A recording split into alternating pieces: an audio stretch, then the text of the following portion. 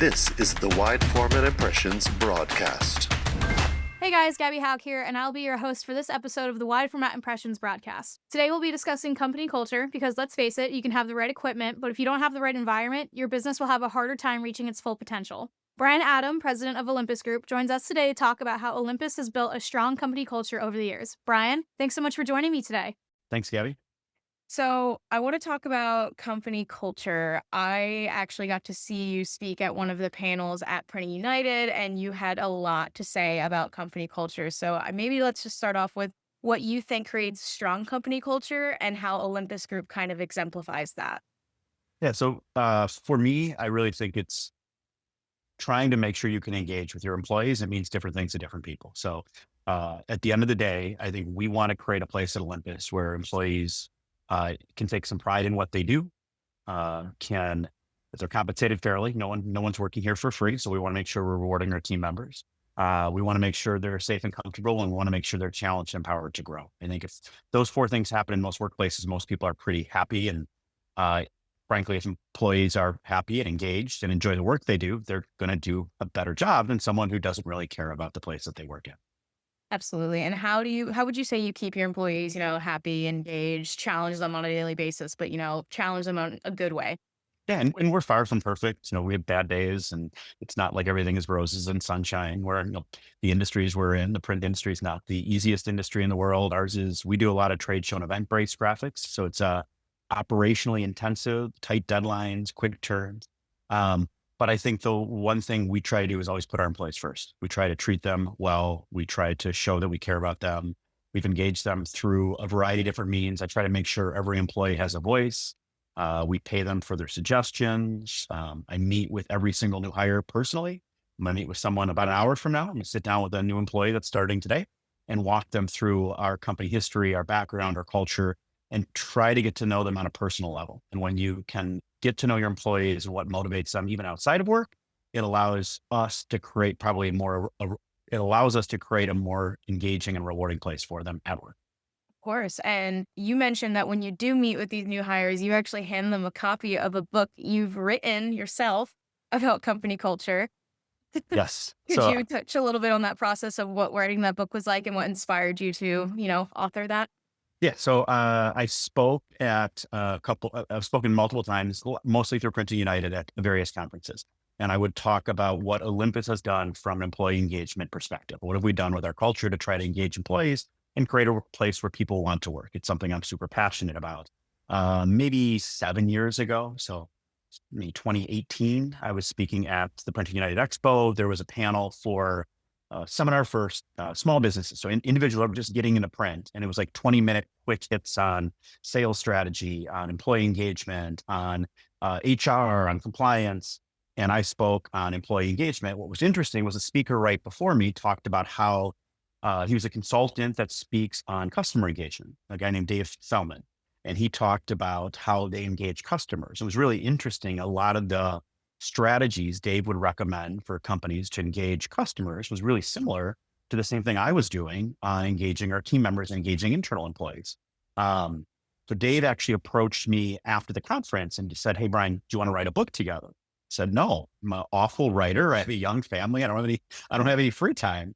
He's like, "Well, it doesn't matter. We're going to self-publish it. It'll be an opportunity to write our story." He's a sales consultant. He sold me on the idea and convinced me that we should write a book. So I said, "All right, let's try writing a couple of chapters together back and forth, and we'll see how it looks and how it reads." And I found the process of actually writing those chapters. If you're going to write a book, you really want to become a subject matter expert. So while I was passionate about culture and engagement, it forced me to really kind of dive deeper, do more research, study even trends, read more articles, and then what I really enjoyed is I'm really passionate about our team members here. I really care a lot about the employees and the impact we've had a lot in their lives. And it allowed me to tell our story. So over the next, probably 2 years, we didn't rush it. We took our time and we wrote this book together called Rules of Engagement: How to Engage Individuals that matter most to you in the business world. We are not going to win a Pulitzer Prize for it. We're not the world's greatest writers. My mom was a middle school teacher. I had her proofread the book before we self-published it. But for me, it was really cool process. And I loved the ability to share what kind of our team members at Olympus have accomplished and what they've built here and with the world. So I still often give a copy to new hires. I'll give them a little book in case they want to read a little bit about our background and our history. But you will not be finding us on a New York Times bestseller list anytime soon. Mostly sold or given to friends and family. Want to level up your skills or empower your workforce? Meet iLearning Plus, the online education platform powered by our parent organization, Printing United Alliance. With on-demand courses and certifications, iLearning Plus helps print professionals stay ahead of industry trends, sharpen their expertise, and grow their careers. Whether you're elevating your skills or training your team, we've got the resources to keep you competitive. Printing United Alliance members save 20% on all courses and certifications. So get started today at ilearningplus.org and build a stronger future in print. I understand, but I want to touch a little bit on where did this sort of passion for employee engagement start? Were you inspired maybe by a previous job you held getting started in your career? Where did that kind of jumpstart for you? So when I joined Olympus, when I bought Olympus Group in 2005, I didn't know anything about print. I didn't know anything about manufacturing. I've always been an extrovert. I've always loved people. I've loved connecting with people. I think one of the first things I did was I sat down individually with every single employee for about half an hour and asked them a bunch of questions about what they liked about working here, what they didn't, what they would change, how we could get better. And I found that process so rewarding to really sit and listen to all of your team members. So I think it just snowballed from there. I think it was just, hey, I really learned how I could be a better president by taking the time to really get to know the team members and soliciting their feedback. So then we just built, different programs and ideas and started sharing our profits with all of our employees and just did ways to give back and truly engage the team members. So I don't think there was a moment. I think part of it was that's what I'm passionate and I really enjoy and really love too. So instead of trying to develop some complex pricing algorithms, stuff that I don't enjoy, or really, really diving into the nuances and the details of CMYK and G7 and the world of print, I spend most of my time and energy on people because that's where my passion lied. And that's where I felt like I could have an impact on this organization. Absolutely. And I know sometimes the print industry, gets a bad rap for being a little difficult to attract and retain younger talent. How is Olympus Group kind of tackling that stereotype? So I think there certainly is some challenges even at Olympus within, seamstresses are one. We have about 55 seamstresses that work for us. They're phenomenal. There's not a whole lot of people graduating high school in the United States saying, I want to go sew for 40 hours a week. So even internally right now, our average age of our seamstresses is nearing retirement age. And it's certainly an issue for us because there's just not a giant pool of individuals out there that are at least interested in that trade. What we've tried to do is when we bring in young talent or we find, I guess a couple of things we do is we go to the big print schools. So we go to Clemson, we go to Stout, and we would, we'll often bring in interns through, so universities that have graphic arts programs. We will bring in interns through those programs. We probably have, I would guess, 3 or 4 interns that work for us right now. So oftentimes we'll find really good candidates. Now they've raised their hand by being involved in graphic arts. They've kind of, these are the younger generation that said they wanted to get engaged in print. How do we get them engaged in those universities into print? I think it's a broader issue that Printing United's working on and explaining and trying to do some really selling of what print now is not running. It's not just print running a litho press and running it for 40 hours. I mean, it's you're using sophisticated pieces of computer equipment that are getting more technologically advanced, that are leveraging AI and automation to really revolutionize, I guess, or improve the way we do things. So it's, I think that's helping for us to, and sorry, I feel like I'm bouncing all over here a little bit. For us to engage the next generation, I guess some of the things we do is when we do bring out a group of employees, there's a group here in Milwaukee at our corporate headquarters, about 8 individuals that lovingly refer to themselves as the kids of Olympus. So they're younger than me, the next generation, all high performers. I do a lunch with them about once every other month where we get together or we'll go grab a happy hour and we'll spend 2 or 3 hours together and talk about like, hey, what can we do to make Olympus more engaging? how can Olympus get better? How can we engage those superstars? Because those are the individuals we really want. We want them to be here, 5, 10 years from now, and we want them to build a career here. So I think it's important to kind of engage them and listen to them on their perspective. And then the other thing we probably spend a lot of time doing is we focus a lot on communication. I don't think as an organization, no one's ever said inside of a company that I've ever heard, oh my gosh, my company they do too good of a job communicating with me too frequently on important messages. So for me, I think it's really important that, you don't just say something once or throw something in your handbook and expect someone to memorize it. No, you need to be constantly communicating with your team members. You need to emails, conversations, lunches, formal presentations, sharing strategic plans. I mean, the more we can communicate that messaging with our team on what's going on, the more questions we can answer and create more alignment. And I think that's true throughout the different generations. Absolutely. And speaking of next generation, kind of in this era of, remote working, push Mhm. for AI and automation, do you think there's kind of almost a threat that company culture can kind of get pushed to the sidelines in that era? And how can other printers kind of avoid that? Yeah, and it's very, very challenging to build a culture remotely. You have to be really, really intentional, and we certainly have some flexibility. I mean, we're printers, so the press operators and the scene. It's very hard to sew if you're not next to a sewing machine. It's hard to print if you're not next to the printer. So we are primarily in the office, but we certainly have some employees that are 100% remote. We have some flexibility. We even do have flexibility with some of our seamstresses. Quay is one of our most talented seamstresses.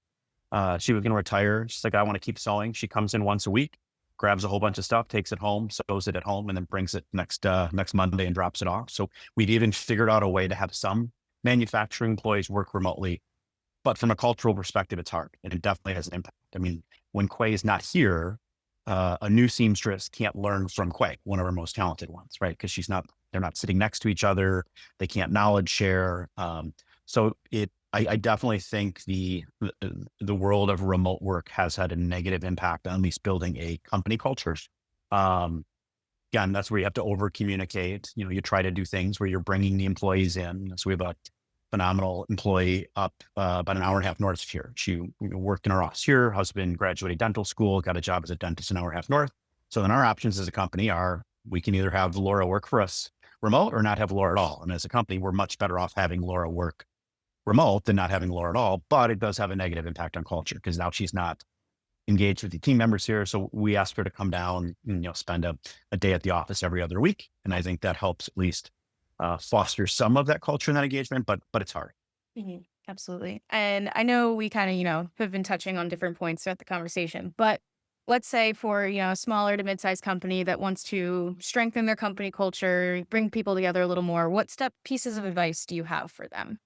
Yeah, I mean, the easiest way, or probably one of the most effective ways to drive the culture is just to listen to your employees. I mean, employees have ideas, they have thoughts, they have concepts. So there's all sorts of different exercises out there. I don't pretend to be a business school leader, but we've done stuff like the start, stop, continue exercise. Well, I'll ask all of our employees, hey, what's one thing we should start doing at Olympus? What's one thing we should stop doing? And what's one thing you should continue doing? And you ask your employees something like that, you'll get a lot of feedback. Now, the trick is if you don't act on any of that feedback, it's actually worse than asking for the feedback at all.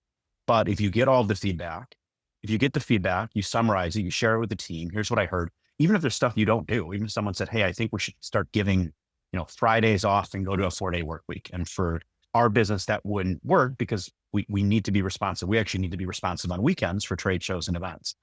But then at least I can address and explain the reasoning why. It's not that we're jerks that don't want to give Fridays off in summer. It's that, no, like at the end of the day, I think everyone understands our business is to support our customers, and we need to be able to.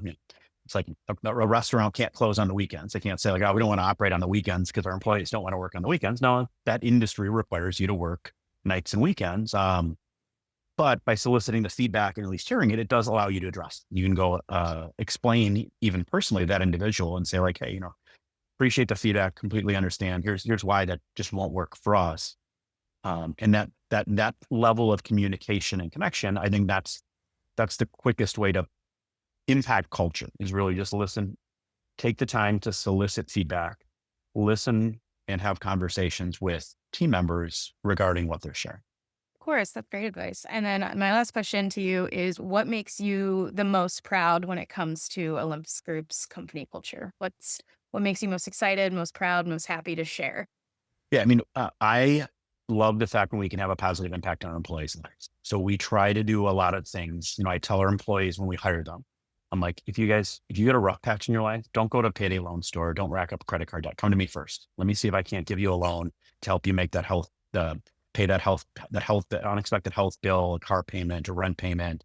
When you're down, everyone has rough spots in their life. We have rough spots. Olympus has rough patches. COVID was certainly a challenge for us. But I want to make sure I have your back and support you. And to me, that's what I'm probably the most proud of, is the fact that we can have a positive impact on people's lives and help them when they need it. Where my favorite day of the year always, and I shared this on LinkedIn and make a big deal of it because to me it is important, is we give 20% of our profit back to our employees. So before we pay taxes, before we do anything else, we have a pool, all goes in the pool and everyone gets the exact same dollar amount. So we pay out bonuses to every single team member. We tell them, hey, if we're successful servicing the Disneys and these trade show customers that are very demanding, it's not just that the salesperson should get a commission or the manager should get a bonus. No, like every team member contributed. So the more successful we are, the more money everybody gets. And I think 12 of the last 14 years, we've been able to pay out at least $1,000 in bonuses to every single employee. So pretty cool when you can walk up to an employee at the end of the year, shake their hands, thank them, and give them a meaningful check that's rewarding for them. And then the stories that they bring back, I mean, it's, they'll bring back and talk about how they bought a entertainment system for their family. Another one showed me pictures of agave plants in Mexico. She invested in her uncle's agave farm where they're making tequila, and she invested in it. So it's always neat to see, especially when they come back and share the stories of what they did with the money. And Corey here had his daughter's quinceañera and rented a big house for the entire family for the weekend on Verbo and used the bonus to host the whole family for his daughter's quinceañera. And that to me is the coolest part of my job, and the coolest part of our culture is the fact that hey, when they share that, you're having a positive impact on somebody's lives outside of work. Oh, I love that so much. Well, Brian, this has been a great conversation. Thank you so much for joining me today. Yeah, you bet, Gabby. Thanks. You've been listening to the Wide Format Impressions broadcast. You can find more great content at wideformatimpressions.com.